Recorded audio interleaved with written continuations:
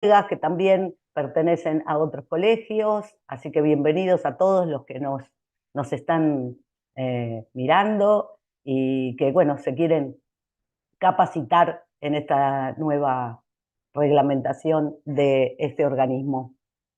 Así que mientras les voy comentando que, bueno, queremos que nos sigan en nuestras redes, tanto en Instagram como en Twitter. Bien, me pensé que estaba ingresando eh, el otro disertante, pero bueno, vamos a esperarle, vamos a dar unos tiempitos, así que igual se están conectando todavía, así que vamos a darle este tiempo para que vayamos teniendo las conexiones correctas para todos. Así que tengan un poquitito de paciencia, en un minutito ya vamos a estar comentando y comenzando esta charla. Y aparte, bueno, mientras le voy comentando que mañana también tenemos otra charla que también es virtual, ¿sí? Es modalidad virtual, no es presencial, en la cual vamos a hablar sobre créditos hipotecarios y nos va a brindar esa charla la licenciada Laura Foti Correas, la cual está a cargo de gerencia de sucursales de Banco Ciudad, por lo tanto nos va a dar toda la reglamentación acerca de los créditos que brinda ese banco y las formas de calificar a los clientes. Es algo importante para todos nosotros para asesorar a nuestros clientes. Así que estamos ahí, a ver, falta bastante gente, se siguen conectando, pero bueno, mientras le doy la bienvenida a todos, yo soy Claudia Carral, de actividades académicas, perdón, del Colegio Inmobiliario, y aquí estoy viendo ya la conexión ya también del licenciado Corigliano. Por lo tanto, vamos a dar inicio a esta nueva charla de la nueva reglamentación de la Unión de Información Financiera, la UIF, para el sector, para todos los corredores inmobiliarios, justamente. Así que te doy la bienvenida, Román. Hola, ¿cómo estás? Román Paiquín, que es contador y corredor inmobiliario, y José, el licenciado José Corigliano, el cual nos va a brindar toda esta información que nos interesa mucho. Así que buenas tardes y bienvenidos, y gracias por brindar esta charla al Colegio Inmobiliario. Bueno, muchísimas gracias, Claudia. Hola, José, ¿qué tal? Bueno, hoy nos acompaña el licenciado José Corigliano también de San Isidro, que es consultor en todo lo que son temas referentes a la UIF, en especial para el sector inmobiliario. Así que, bueno, gracias a las autoridades de CUSIGBA, del Consejo Directivo, y muchas gracias, José, por seguir acompañándonos. No sé si se me escucha bien porque estoy con algunos problemas. Sí, sí, sí, se escucha Ah, bien.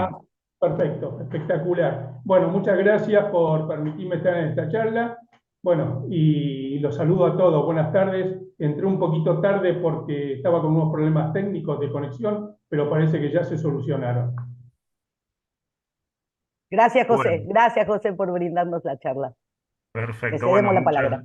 gracias, Claudia. Bueno, vamos a compartir eh, una presentación de, para ir siguiendo, así a medida que hablamos, este, seguimos un poco la presentación como una guía. Hoy lo que vamos a referirnos, o sea, es a la nueva normativa de la Unidad de Información Financiera, que esto empezó a regir en el mes de marzo, en marzo de este año, del 2024, y es la resolución 43 del 2024. Esta nueva resolución que involucra a los sujetos obligados, corredores inmobiliarios, viene dada por un proceso de varios años de la UIF. O sea, nosotros antes nos estábamos rigiendo por la resolución 2, por la resolución 16 del año 2012. Y la UIF viene adecuándose de acuerdo a las normas del GAFI eh, hace varios años y se está actualizando de acuerdo a las recomendaciones, y todo eso concluyó con esta nueva resolución que también abarcó a distintos sectores, a todos los sujetos obligados de los distintos sectores, le fue actualizando la resolución. A nosotros nos tocó esta a partir de marzo y todo fue en virtud de la evaluación que tiene que hacerse sobre Argentina, el Grupo de Acción Financiera Internacional, el GAFI. Ustedes se acuerdan que hace 2 años tuvimos una evaluación de riesgo en el año 2022, otra el año pasado, en el 2023, y todo eso fue como una preparación para la evaluación que tuvo Argentina en marzo de este año.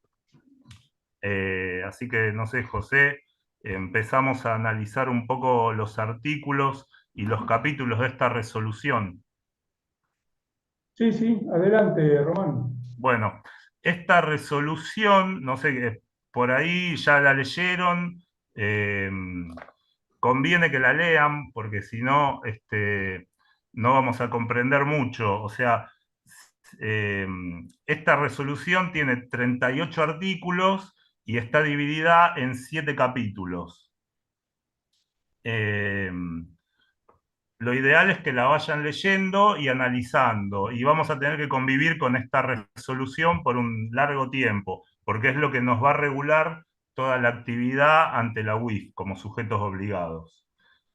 Bueno, como les dije, tiene 7 capítulos. Dentro del capítulo 1 habla de objetos y definiciones. ¿Querés ahondar un poco, José? Sí, yo quería hacer una pequeña reseña y es que nosotros, digamos, los corredores públicos entraron en el artículo 20 de la 25246 en el año 2002. Son sujetos obligados desde el 2012, o sea que hace 14 años ya.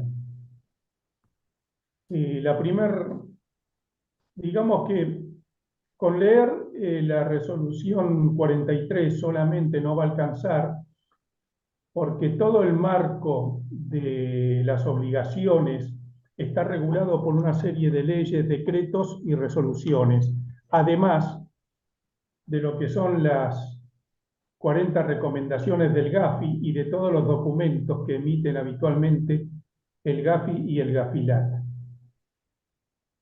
Lo más destacable, lo más importante de todo esto es que desde hace ya unos años se viene dejando de lado el, la forma de cumplimiento que exige el GAFI, y ya no es solamente un cumplimiento legal formal, que es lo que se le pide a los sujetos obligados, sino que se les pide que hagan un cumplimiento sobre el análisis de riesgo. Y esto es lo más destacable de toda la normativa nueva. Se basa en un enfoque basado en riesgo, en la modalidad de la política conozca a sus clientes y en diferentes planos del enfoque basado en riesgo. Esta resolución, la 43, es mucho más extensa y toca temas diferentes a los que tocaba la 16, y eso es lo más destacable de todo. Conversando con vos, Román, y conversando Sí. con otros colegas y con otros consultores, yo creo que si los sujetos obligados no están bien empapados en toda la normativa, les va a resultar bastante difícil dar cumplimiento a esto, por lo cual se recomienda leer todo, eh, sobre todo toda la normativa y los documentos anexos que emite el GAFI y el GAFILAT, porque el tema de el análisis de riesgo en las operaciones, el enfoque basado en riesgo, no es un enfoque sencillo, y ya vamos a ir viendo a medida que pasen las placas que vos estás mostrando, que hay diferentes temas y diferentes enfoques que hay que tener en cuenta. Bueno, Con disculpen. esta resolución, la UIF cambia el enfoque y se basa más en el riesgo y en el análisis de riesgo. Es decir, el tema acá pasa por lo siguiente.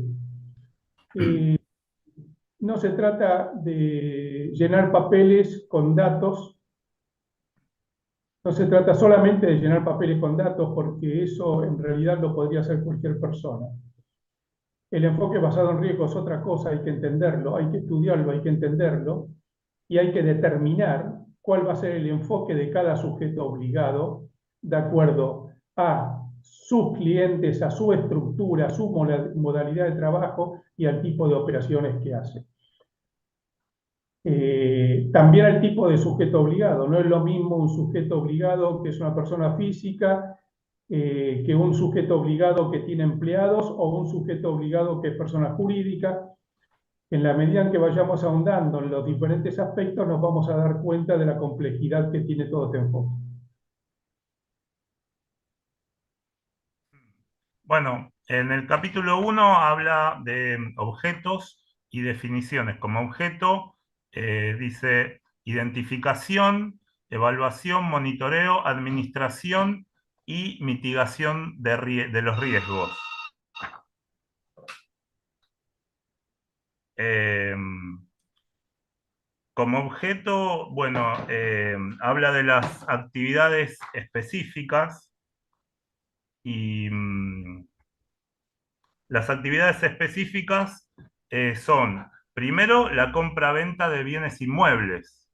Ahí son todas, ¿no es cierto? Y después la locación de bienes inmuebles cuyo monto anual en una o varias operaciones sea igual o superior a 300 salarios mínimos vital y móviles. Ahí tenemos un primer cambio importante respecto a la resolución anterior. Acá tenemos como actividad específica primero la compra-venta de inmuebles y después la locación de bienes inmuebles, pero no todos, no todas las locaciones. Acá tenemos un piso que es muy importante, que es a partir de los 300 salarios mínimos vital y móviles. Todo lo que es inferior a ese valor no lo tendríamos que registrar ni identificar a los clientes. Y tenemos como parámetro los salarios mínimo vital y móvil, que es un valor que se actualiza cada 6 meses. Hoy el valor de ese salario es de 202.800 pesos. Así que ahí tenemos un corte para la identificación de los alquileres. Perdón, Román. Sí. Hablamos en los alquileres de 300 salarios mínimos y vitales y móviles eh, en una operación o en operaciones fraccionadas dentro del año corrido. Del monto anual, sí, tal cual. Del año Monto anual corrido. siempre. Y tenemos que tener en cuenta que una de las tendencias que fue cambiando es que los montos se miden de acuerdo a la cantidad de salarios mínimos vitales y móviles, y eso tiene dos puntos en el año en el que hay que tomarlos, que es el 30 de junio y el 31 de diciembre, para cada Sí. uno de los semestres. Así que esto se va a ir actualizando solo de acuerdo al valor de este salario. Así que por un lado también quedó, dentro de esta resolución, quedó afuera todo lo que no sea compra-venta o todo lo que no sean las locaciones inferiores a esto, como también lo que son tasaciones, consultorías, administraciones, todo eso, como sujetos obligados no tendríamos que intervenir en la identificación de clientes ni hacer ninguna debida diligencia. Y después otra cosa que nombra como cliente habitual son cuando un cliente realice actividades específicas por un monto igual o superior a 700 salarios mínimos en el término de un año. Sí, pero ese es otro tema, ¿eh? Sí, Ese es otro tema porque ese es el tema del cliente habitual o el cliente ocasional. claro, Y ahí se está tocan bien. otros tópicos. Ahí hay un monto en salarios mínimos y también una cantidad de operaciones. Sí, Eh, perfecto. Después, dentro de las definiciones, porque hay todos unos incisos, se nombra la debida diligencia, el enfoque basado en el riesgo, la efectividad que tiene que tener el sujeto obligado en todo lo que es el sistema de prevención de lavado de activos y financiación contra el terrorismo, y después el manual de prevención de lavado de activos y financiamiento del terrorismo. O sea que es un documento que tienen que tener todos los sujetos obligados. Después también hay un inciso que habla de las operaciones inusuales, ya sea tentadas o realizadas. Vos si querés ahondar o ampliar en algún punto, eh, hacelo, ¿eh? Sí, ahí en ese tema de las definiciones hay que tener en Sí, cuenta que se agrega algo que es importante, que se agregan hechos u operaciones tentadas y, y ahí cambia totalmente el concepto de lo que teníamos antes, porque la resolución también eh, explica cuándo son hechos y cuándo son operaciones. Ese es un tema que no estaba antes. Antes teníamos operaciones tentadas o realizadas, ahora también hay hechos. Es importante tener en cuenta eso y con la lectura de la ley y de la normativa, justamente la normativa original, la 43, se modificó con la 56 que salió unos días después, porque en la ley menciona el tema eh, de los hechos y operaciones tentadas. Hay que tener claro. en cuenta también ese tema. Por ejemplo, una operación tentada es una operación que no llegó a concluirse, que no terminó de llevarse a cabo, de firmarse. Es algo que quedó inconcluso. Sí, bueno, Después, hay una sí, secuencia de lo que son operaciones tentadas, operaciones realizadas, operaciones sospechosas y hay toda una secuencia de análisis en función del análisis de riesgo que tiene que hacer el sujeto obligado y todo eso lo explica la normativa. Pero sí. bueno, Sí, para en otro saber. punto aparte habla precisamente de los hechos u operaciones sospechosas. Claro, justamente, ahí lo que yo estaba diciendo antes. Entonces, hay que ver y hay que tener muy en cuenta cuáles son las definiciones y cuáles son las pautas que dan en función de los riesgos que además hay que asignarle a determinados factores. Ya cuando lleguemos a la parte de riesgo nos vamos a dar cuenta de que hay toda una segmentación que hay que hacer de clientes, hay que hacer un análisis de riesgo en diferentes factores y esto es lo que torna más compleja la normativa, ¿no? Sí. Después hay otro inciso que habla de las personas políticamente expuestas, que comúnmente le denominamos PEP. Bueno, eso está todo definido en la resolución Sí. 35, creo, ¿no? Del Claro. 2021. Después, otro inciso habla también de los reportes sistemáticos, que esa es otra de las novedades que tenemos con la vigencia de esta resolución. Sí, ya vamos a llegar a ese punto. Hay varios reportes sistemáticos, creo que son dos, que hay que hacer y, y es otra carga que se agrega, ¿no? Perfecto. Bueno, después el riesgo que ya comentamos, el salario mínimo vital y móvil, bueno, y la definición de sujeto obligado. Los sujetos obligados, ya sabemos, son todos los corredores inmobiliarios matriculados y las sociedades de cualquier tipo que tengan por objeto el corretaje inmobiliario. O sea, el sujeto obligado son todos los corredores. Esto no es algo optativo que uno si quiere se inscribe o si no quiere no se inscribe. Por ser corredor inmobiliario, ya tienen el carácter de sujeto obligado por la misma ley.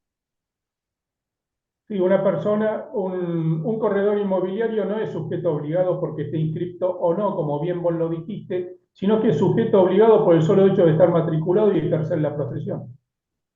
Bueno, Si está bueno, matriculado y no ejerce la profesión, también es sujeto obligado. claro.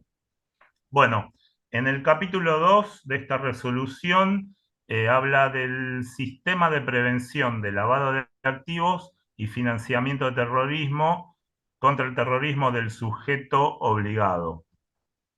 Y acá este capítulo está dividido en dos partes. En la parte 1 habla de los riesgos. De los riesgos. Bueno, ahí tenemos lo que veníamos hablando, de los factores de riesgo, y Sí, explica la resolución en esta parte 1 que vos mencionaste, y explica cuáles son los riesgos. Tenemos que determinar, como sujetos obligados, tenemos que determinar cuáles son los riesgos inherentes a los clientes, asociados a los clientes, los asociados a los servicios que se brindan, los asociados a los canales de distribución, los asociados a la zona geográfica. Esto requiere una capacitación y lo que nos están diciendo acá es que los sujetos obligados ya no son personas que tienen que cumplir determinadas formalidades, sino que además tienen que ser evaluadores de riesgo. Esto es Después importante. otra novedad de Perdón. esta resolución es el informe técnico de autoevaluación de riesgo. Que eso, Bueno, sí, justamente a eso iba. Cada sí, sujeto obligado va a tener que hacer un informe técnico de autoevaluación de riesgos, y esto seguramente en algún momento lo pedirá la UIF, ¿no es cierto? O sí, sea que tiene que estar documentado, además del manual de procedimiento, tiene que estar documentado cómo se va a evaluar los riesgos. Por ejemplo, dice, el sujeto obligado deberá identificar, evaluar y comprender los riesgos de lavado de activos y financiación del terrorismo a los que se encuentra expuesto en relación a las actividades específicas, a fin de adoptar medidas apropiadas y eficaces de administración y mitigación. El artículo sigue, pero es bueno que lo lean y que se empapen con todo esto, porque van a tener que fijar una forma de analizar el riesgo en función de cada uno de los riesgos asociados a la operación. Clientes, servicios, canales de distribución, zona geográfica. También en algún lugar habla de que hay que hacer una segmentación de los clientes para poder definir el riesgo individualmente. Y creo que además hay que fijar un estándar. Es decir, el análisis de riesgo que tiene que realizar cada sujeto es en función del estándar que el mismo sujeto se estipula y se fija. Y en todas las operaciones tiene que ser con el mismo estándar, ¿no es cierto? Si se modifica ese estándar, hay que informarlo. claro. Bueno, esta evaluación tiene que estar actualizada cada 2 años y revisada cada 4 años. Bueno, justamente a eso iba, a lo que es la Sí, modificación. En algún lugar también dice, creo, que sin perjuicio de que se haga alguna modificación antes de ese término, ¿no es cierto? Todo eso tiene que estar reflejado y tiene que ser concordante con el manual de procedimientos desde ya, ¿no? claro. Bueno, después la parte 2 de este capítulo es el cumplimiento. Y acá entramos a todo lo que es políticas, procedimientos y controles. Y acá nombra lo que es el Manual de Prevención de Lavado de Activos y Financiamiento del Terrorismo, que esto también tiene que ser, cada 2 años tiene que estar revisado. O sea, todos los corredores, todos los sujetos obligados, tenemos que tener un manual de prevención, lo que comúnmente se llamaba de procedimiento. Sí, la revisión cada 2 años es sin perjuicio de los cambios que se hagan en los periodos intermedios también, ¿no es cierto? Si cambia la normativa, como en este caso, hay que cambiar también el manual y todo el procedimiento. Hay un artículo, el sexto, que dice mitigación de riesgo, que es importante que también lo lean y lo comprendan, porque dice, una vez identificados y evaluados los riesgos, el sujeto obligado deberá establecer políticas, procedimientos y controles adecuados y eficaces para mitigarlos, reforzándolos en el caso de ser necesario. Y esto de reforzándolos tiene que ver con la debida diligencia. Puede ser debida diligencia simple, debida diligencia reforzada, o debida diligencia simplificada, de acuerdo al riesgo y de acuerdo al tipo de clientes Por eso, cuando hablamos de que esto forma todo un sistema de evaluación del riesgo, es porque hay que tener muchos factores en cuenta. Sí. Adelante, Román. Y acá en una parte, bueno, no sé si ahora nos podemos referir un poco, bueno, lo que es la capacitación anual, que también se nombra en esta resolución, porque también lo que dice que tenemos que tener una capacitación anual.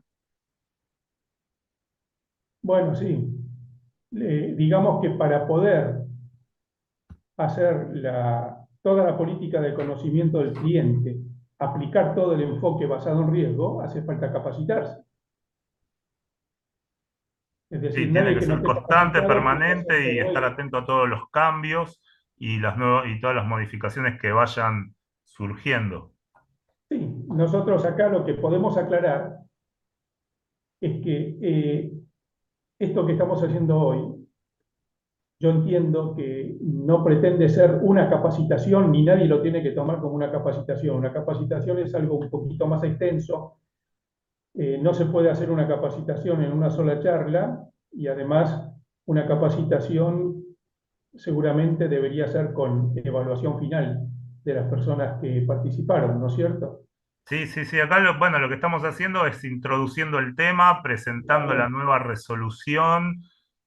Por ahí muchos están participando de este Zoom y todavía por ahí no la leyeron o es el primer contacto. Seguramente que si este es el primer contacto con esta resolución y con esta presentación, lo más probable es que les surjan muchas dudas.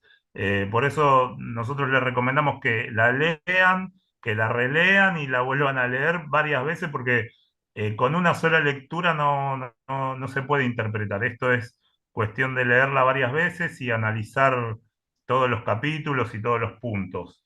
Y así todo, siempre va a haber alguna que otra duda. Esto es Sí, una...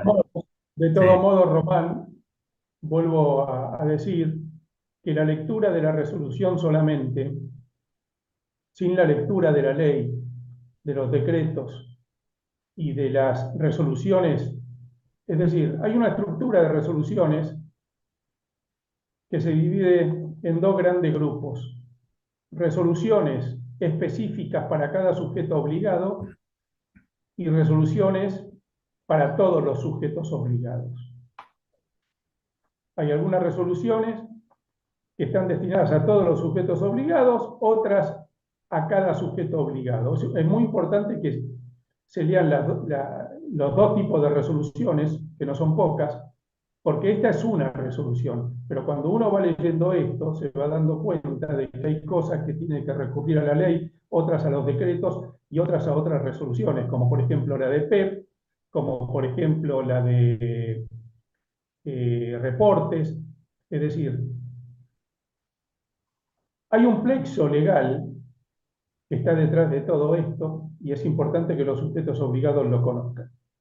Si el tema es que esto ya los corredores inmobiliarios son sujetos obligados desde el año 2012. Si antes era difícil o si antes no entendieron, ahora va a costar mucho más.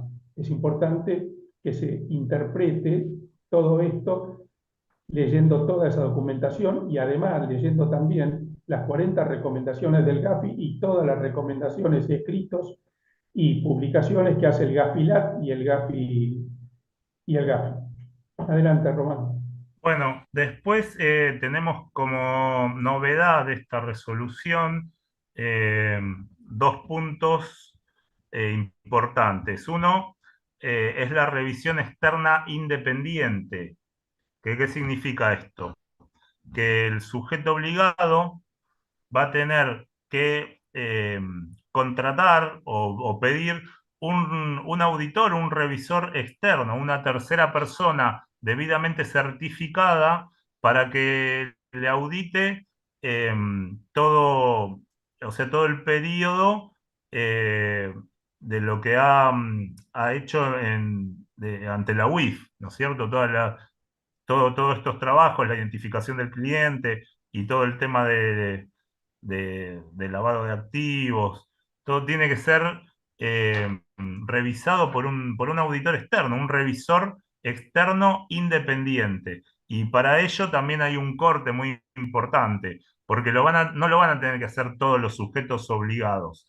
Eso lo van a tener que hacer solamente aquellos sujetos obligados que tengan un ingreso anual mayor a 875 salarios mínimo vital y móviles, o sea que es un monto considerable. Por lo tanto, aquel eh, corredor inmobiliario unipersonal o de una estructura chica no lo va a tener que hacer, pero sí lo van a tener que hacer las sociedades y aquellos que tengan una facturación superior a este número. Román, creo Sí, que hay otra condición, ¿no es cierto? Hay dos condiciones para la revisión externa, ¿no es cierto? sí.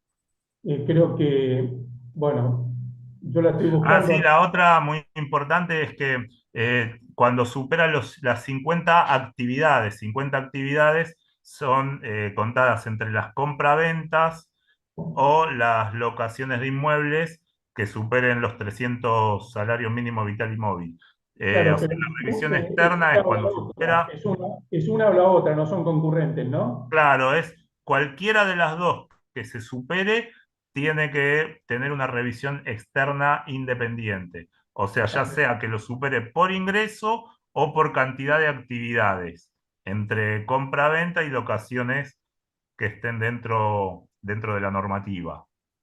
Sí, y ligado a Y, eso, creo que hay un sí, tema de auditoría interna también, ¿no? claro, pero el que no entra con la exigencia del revisor externo independiente, sí lo que tiene que hacer es una auditoría interna. O sea, cuando no tenga que realizar el REI, revisión externa independiente, va a tener que hacer una auditoría interna.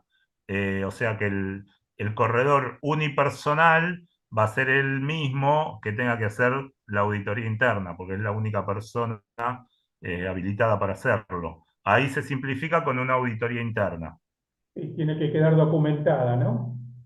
Claro, siempre tiene que quedar todo documentado ante cualquier requerimiento de la UIF, tiene que estar todo perfectamente documentado. No puede decir en el aire, sí, yo ya me hice la auditoría interna, corregí esto, no corregí nada, tiene que estar siempre plasmado en algún soporte, ya sea físico o puede ser digital también. Y tiene que estar plasmado y también se tiene que establecer con la auditoría, se tienen que establecer las correcciones que haya que hacer y los plazos. Claro, claro, o sea, si hay cosas para mejorar, también tiene que quedar expresado en esa auditoría. Lo mismo que puede hacer un revisor externo, lo tiene que hacer uno internamente. Con todo Bueno, esto que estamos diciendo, lo que queremos decir, porque constantemente están saliendo resoluciones y, y normativas que pueden afectar o cambiar algo de la actividad. Con todo esto lo que estamos queriendo decir es que hay que estar totalmente actualizado siempre, ¿no?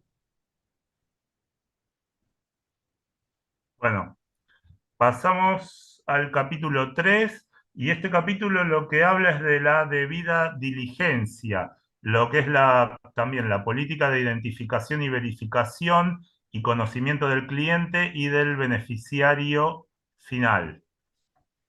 Eh, Acá como reglas de identificación, verificación y conocimiento del cliente, bueno, esto ya es más o menos conocido porque es lo que veníamos utilizando desde que somos sujetos obligados hasta ahora. O sea, es identificar al cliente, nosotros tenemos unos formularios que esos formularios, bueno, si bien nosotros tenemos una estructura hecha, no tienen por qué ser de una determinada forma. Con que uno cumpla los puntos de identificación y verificación del cliente es suficiente, no es que tiene que ser con determinada estructura. Cada uno puede tener el formulario que quiera o la forma que a uno le guste. Sí tiene que tener todos los datos que pide la resolución, están todos los incisos, o sea, tiene que estar el nombre, apellido completo del cliente, el tipo y número de documento que acredite su identidad,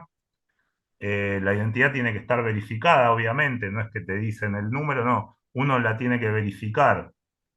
Después tiene que tener la nacionalidad, la fecha y lugar de nacimiento, el estado civil, si tiene quit, quil, CDI, el domicilio real, el número de teléfono y el correo electrónico. También lo que es importante es qué actividad laboral o actividad profesional tiene, ¿no? ¿Qué actividad principal tiene? Eh, y después dar cumplimiento en lo que es todo lo que es referido al PEP, a la persona políticamente expuesta. Eh, Con y respecto a este de- tema de la identificación del cliente, sí, hay dos temas que son hay dos puntos que son muy importantes. Primero, toda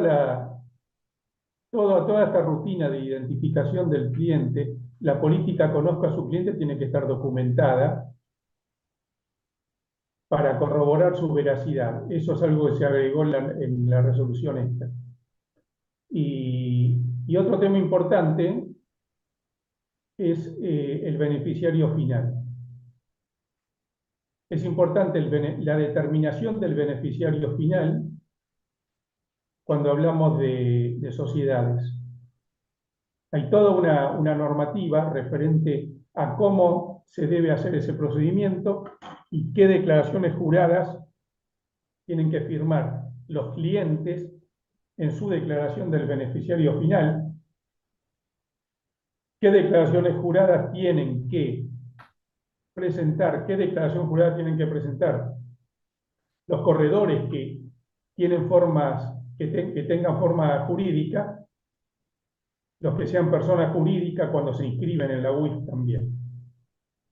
claro. También hay Eh, toda una identificación de las personas jurídicas específicas. por eso, ¿quiénes son los beneficiarios finales? Eso es muy importante. Y otro tema que también es muy importante es que hay dos o tres cambios en la definición de cliente que son importantes. La definición de cliente ya no es más la definición que era en la resolución 16, sino que algunas cosas cambiaron y eso tendrían que leerlo. Nosotros no vamos a leer acá cada artículo, digamos, porque si no nos quedamos hasta mañana, pero es importante que los sujetos obligados lo vayan leyendo. Bueno, otra introducción importante es el tema que está en el artículo 23 de esta resolución, que es la calificación y segmentación del cliente en base al riesgo. Acá nos pide un trabajo extra que no teníamos hasta ahora, que es calificar al cliente de acuerdo al riesgo y lo divide en de bajo riesgo, de riesgo medio y de riesgo alto. Bueno, justamente esto es lo que veníamos hablando desde hace un rato, desde que empezamos. Todo se basa en el enfoque basado en riesgo. Si el cliente es de riesgo medio, de riesgo bajo, de riesgo alto. Y se determinan determinadas medidas de diligencia que hay que aplicar en cada caso. Hay algunas cosas, por ejemplo, que hay que tener en cuenta. Alguna clasificación de riesgo la va a tener, es decir, algunas clasificaciones de riesgo las hace el sujeto obligado. Pero hay casos en el que hay clientes que son siempre de alto riesgo, como por ejemplo en el caso de personas expuestas políticamente extranjeras. La normativa establece que los PEP extranjeros son siempre de alto riesgo. Entonces ahí uno tiene que determinar el tipo de diligencia, de debida diligencia que va a aplicar en cada caso. Más allá del monto de la operación y más allá de que sea una compraventa o un alquiler. Tal cual. O sea, acá queda, sí, queda librado al criterio profesional. Es cuestión de aplicar el criterio de cada uno para ver qué medidas toma de acuerdo a a la calificación que le va a dar a cada cliente.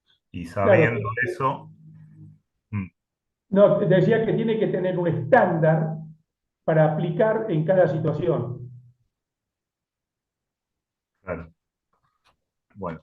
Y después, bueno, habla de de la debida diligencia continuada que hay que aplicar cuando tenemos clientes habituales. O sea que no es que uno califica al cliente y ahí termina. Con los clientes habituales hay que hacer una observación continuada. Si el cliente es habitual u ocasional, hay diferentes cosas que hay que hacer. Entonces, ahí está en lo que venimos diciendo. El cliente puede ser ocasional o puede ser un cliente habitual. Después hay debida diligencia continuada o no. Y además hay un enfoque basado en riesgo que tiene distintos aspectos, como dijimos antes, que puede ser un enfoque basado en riesgo en el tipo de cliente, en la operación, en la zona geográfica, en el canal de distribución. Es decir, hay que armar todo un esquema y un estándar para analizar cada situación. Después, bueno, en la resolución ahí está el artículo 24, 25 y 26, donde se puede leer en profundidad algunos indicadores que te dan la pauta, cómo se puede encasillar al cliente en cada uno de los estratos, bajo, medio o alto, de acuerdo a unos indicadores precisamente que están más o menos estandarizados con algunos indicadores.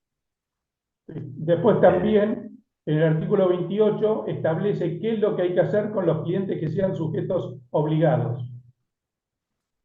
Eso es muy importante porque también, o sea, nosotros sabemos que sujetos obligados somos los corredores inmobiliarios, pero hay varias actividades, decenas de actividades que también son sujetos obligados. Tenemos agencias de autos, juegos de azar, despachantes de aduanas, algunos productores de seguros, algunos contadores, mutuales, fundaciones, vendedores de joyas, eh, hay fideicomisos, etcétera, que también podemos tener como cliente otro sujeto obligado. Y ahí tenemos también, como dice José en el artículo 28, toda una serie de pautas para manejarlos. Lo Incorporaron, mismo se nos... incorporaron, perdón, perdón, Román, se Sí, incorporaron recientemente los abogados con algunas actividades específicas y creo que se les amplió algunas actividades específicas a los contadores, ¿no? claro, ahora los abogados también van a estar incluidos, que bastante creo que protestaron. Lo mismo nosotros cuando vamos a hacer algún tipo de operación, que sé yo, a veces intervenimos en la compra o venta de un automotor o de algún inmueble y también ahí estamos del otro lado, somos clientes y también somos sujetos obligados y nos van a requerir constancias de la inscripción, por ejemplo, en la UIF. Bueno, acá hay un tema novedoso y muy importante.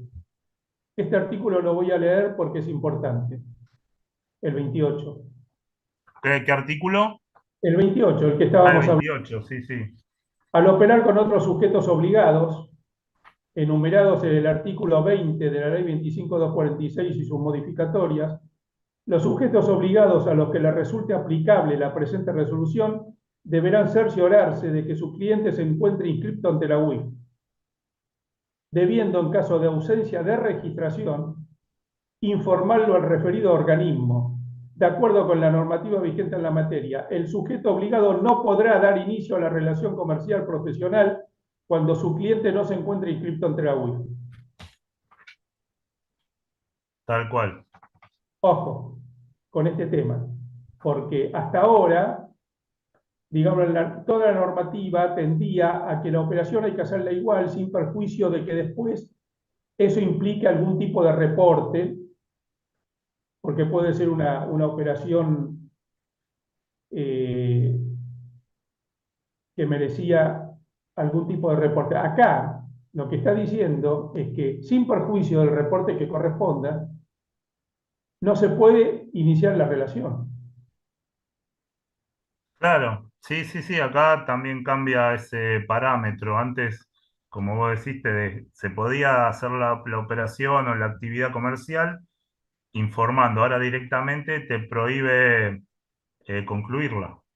Bueno, entonces esto, no sé si se tiene en cuenta la dimensión que tiene esto, pero en la práctica diaria de la profesión hay que tener mucho cuidado para no meterse en un gran lío con esto.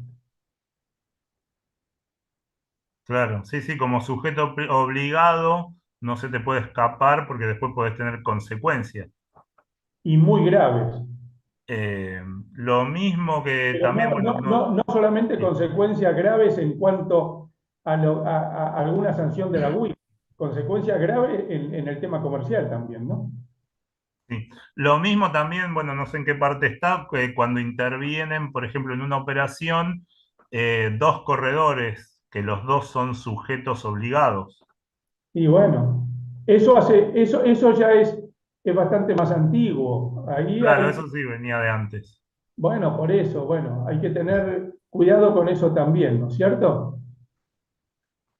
Bueno, Eh, acá, acá también hay, en el artículo 29, Román, sí, y bueno, vos ya lo sabés, pero te hablo a vos, pero les estoy hablando a todos. Habla de no aceptación o de vinculación de los clientes. Esto también es bastante novedoso porque hasta ahora la tendencia era hacer la operación igual y después reportar si era necesario. Y ahora acá habla de no aceptación o de vinculación en estos dos artículos.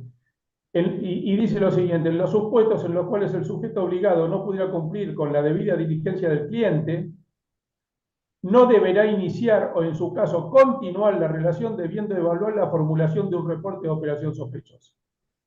Cuando el sujeto obligado tenga sospecha acerca de la existencia de lavado de activos, financiación del terrorismo y considere razonablemente que si realiza la debida diligencia se alertará al cliente, podrá no realizar el proceso de debida diligencia referido siempre y cuando efectúe el reporte. Guarda, ¿eh? Hay que tener en cuenta todas estas cositas, por eso hay que leer mucho todo. bueno. Después, bueno, avanzamos con el capítulo cuarto, que acá habla del monitoreo, análisis y reporte.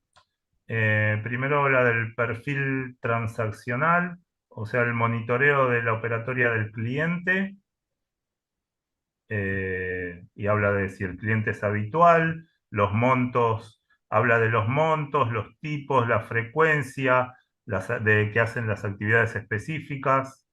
Eh, o sea, son una serie de indicadores que uno tiene que tener en cuenta, eh, que no guardan relación con la actividad económica, lo que está operando el cliente. Todo es referente al monitoreo, ¿no?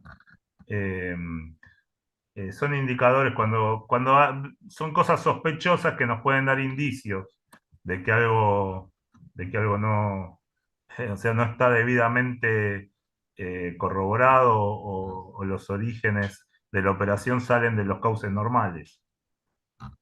Sí, Eh, cuando estamos hablando del enfoque basado en riesgo, estamos hablando de evaluar el riesgo inherente a los distintos factores que ya enumeramos. Cuando uno evalúa riesgo, lo que está diciendo es lo siguiente: tiene que analizar la probabilidad de que un hecho determinado ocurra y el impacto que ese hecho, si ocurriere, puede llegar a provocar. Entonces, de ahí salen los distintos grados de evaluación, de los distintos grados de riesgo que uno, como consecuencia de su evaluación, puede determinar. Yo no sé si esto se entiende o no se entiende, pero es la explicación de cómo se determina el riesgo. Es decir, probabilidad de que algo ocurra por un lado e impacto por el otro. La probabilidad más el impacto que puede provocar el hecho cuando ocurre determina el riesgo. Esto es algo que requiere capacitación. Yo creo que requiere una construcción de una matriz de riesgo también. Hay un documento del Gafilat, creo que es, ahora no recuerdo si es del Gafi o del Gafilat, pero habla del riesgo en las operaciones inmobiliarias. Sería bueno que lo busquen, está en las páginas, lo googlean y está en las páginas y creo que todos los sujetos obligados de este sector lo tendrían que tener leído. Bueno, en Adelante. la resolución hay como estandarizado más de 10 puntos que son indicadores de que algo puede venir fuera de lo normal o de los cauces normales de cualquier operación, ¿no es cierto?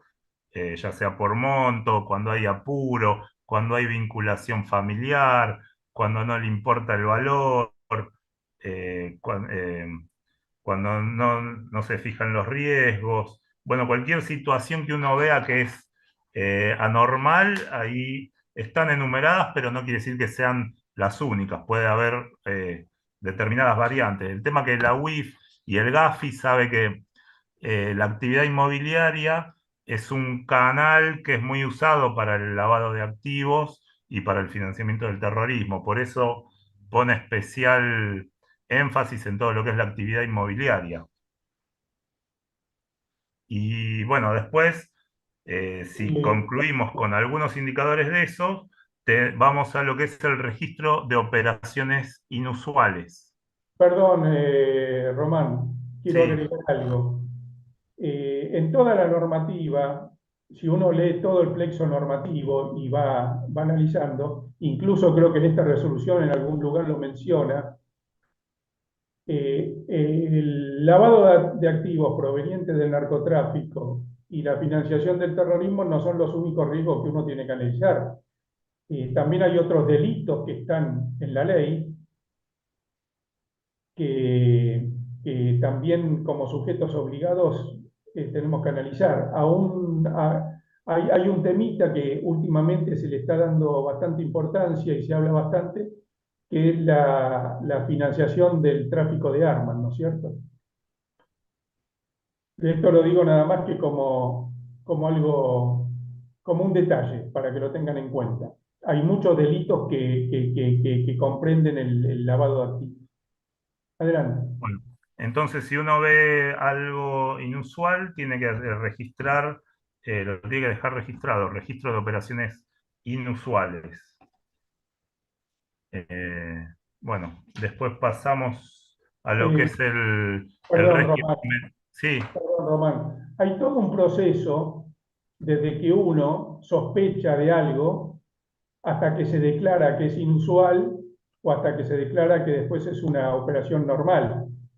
Hay todo un proceso con pedido de información que puede traer el cliente o que puede recabar por cualquier medio el sujeto obligado para determinar en qué concluye eso y si justifica un reporte o no, ¿no es cierto? claro.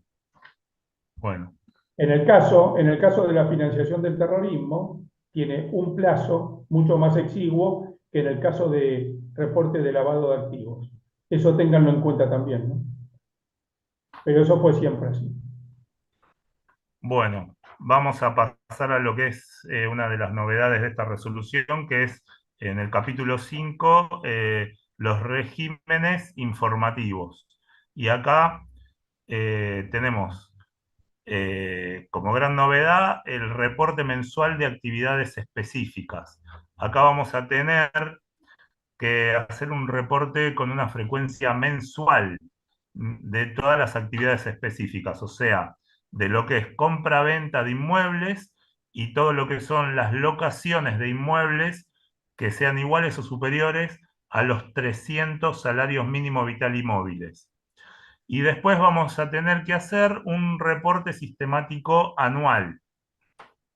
Estas son las dos grandes incorporaciones que tenemos que llevar a cabo con la vigencia de esta resolución. Y la vigencia de estos reportes son del 1 al 15 de cada mes por las operaciones del mes calendario anterior. Eso para los reportes mensuales. O sea que todos los meses vamos a tener que reportar las actividades específicas. O sea, del 1 al 15 de cada mes por las operaciones del mes pasado. Y después tenemos que hacer todos los años, entre el 2 de enero y el 15 de marzo, tenemos que informar el reporte anual por el año calendario anterior. Estas son las dos grandes tareas nuevas que vamos a tener que llevar a cabo a partir de ahora. Sí, algo interesante es que el del 2025,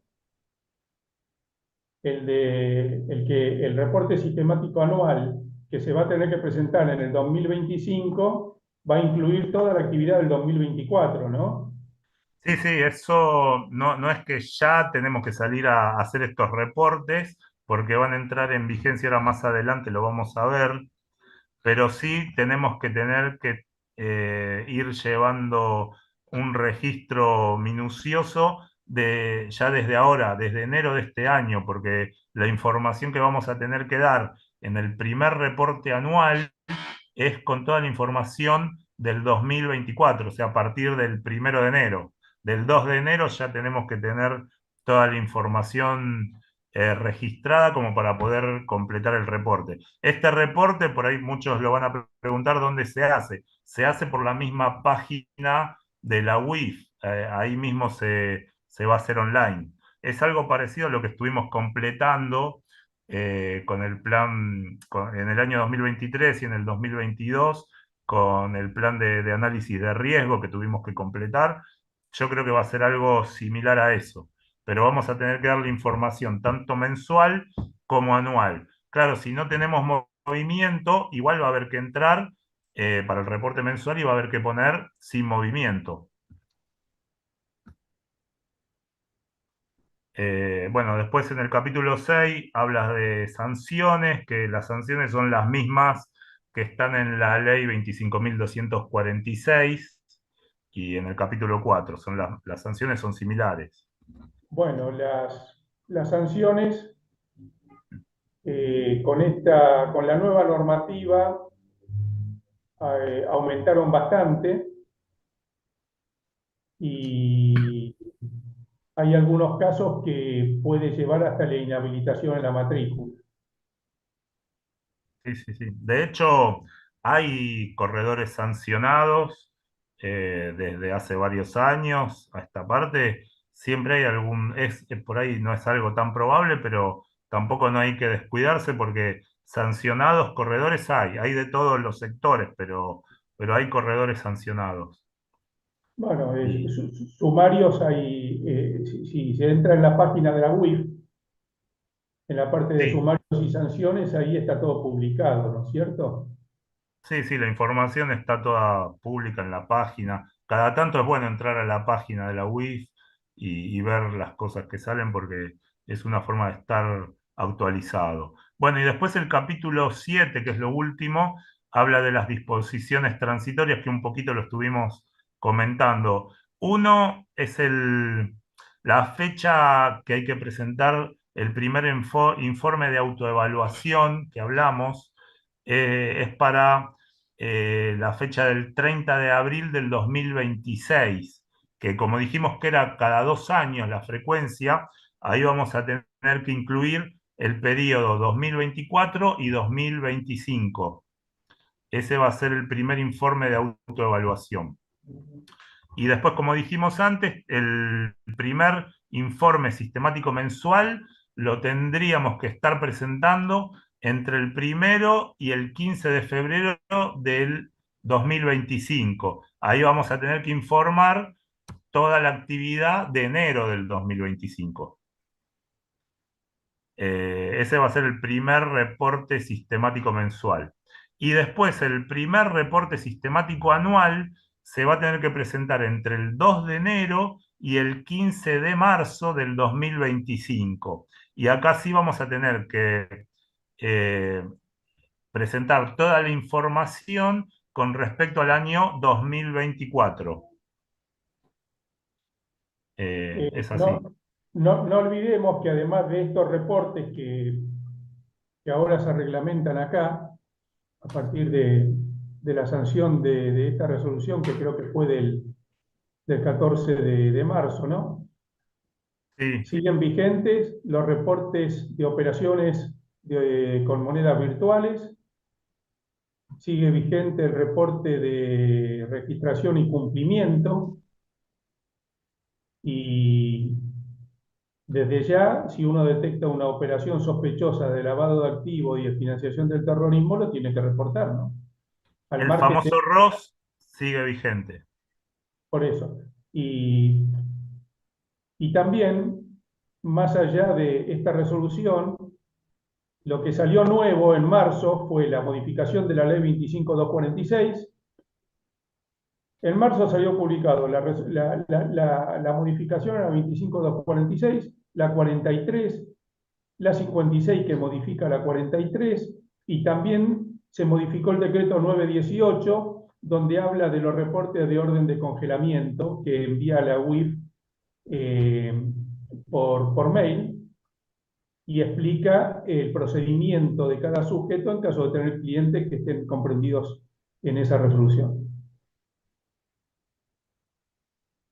Bueno, no sé si habrá que agregar algo más. Me imagino que, no sé, toda la gente que nos está viendo. Esto igual creo que va a quedar grabado, se va a subir a YouTube, así que también lo va a poder ver eh, más corredores, más matriculados en días sucesivos.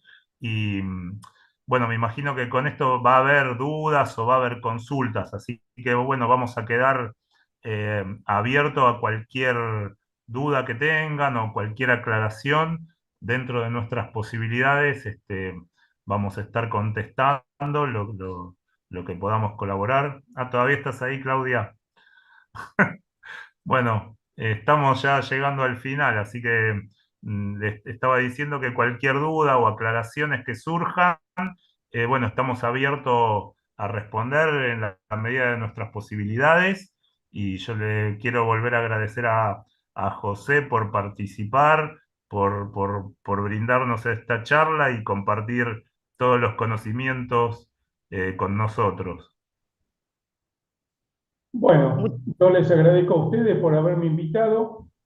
Tengan en cuenta que cualquier servicio de consultoría pueden pedir el teléfono en el colegio y me llaman los colegas, y quedamos a disposición. Yo supongo que con esta charla les habremos dejado a los sujetos obligados más dudas que certezas, pero bueno, por eso yo aclaré que esto no pretende ser una capacitación, porque una capacitación tendría que ser mucha más larga, pero también hay que entender que la capacitación empieza también desde el propio sujeto obligado, leyendo las resoluciones y las normativas, leyes, decretos, recomendaciones del GAFI y del GAFILAT, y todas las publicaciones que ellos habitualmente sacan.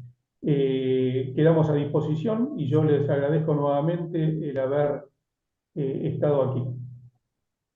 Muchas gracias, José, muchas gracias, Román, por toda la introducción que nos han dado sobre la resolución. Es cierto lo que dicen, van a quedar muchas dudas, obviamente. Acá en el chat, bueno, eh, obviamente que ya hay muchos que ya nos han dejado y las vamos a volcar directamente, ¿sí? Para que, bueno, puedan ser respondidas a partir de mañana en caso de dudas. De las dudas acá, a ver, Sí, José sí, igual María. hago hincapié en lo que dijo Sí, José, que es muy importante que lean la resolución, esta específicamente, y no solo la resolución, toda la normativa que hay alrededor de esto.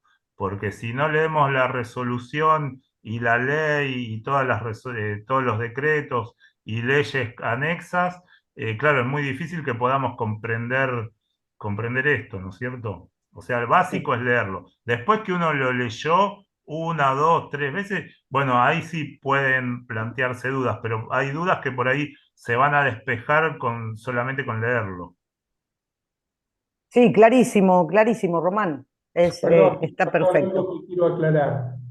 Eh, También dentro de la lectura hay interpretaciones, como en toda norma legal.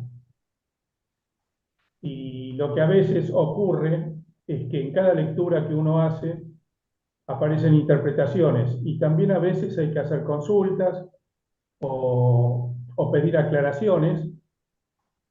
Y bueno, esta es una actividad más que tenemos que tener en cuenta que tienen los sujetos obligados, y, y es bastante complicada. Se está complicando bastante, pero también hay que tener en cuenta que hay que cumplirlo porque justamente es un deber de colaboración, hay que hacerlo lo mejor posible.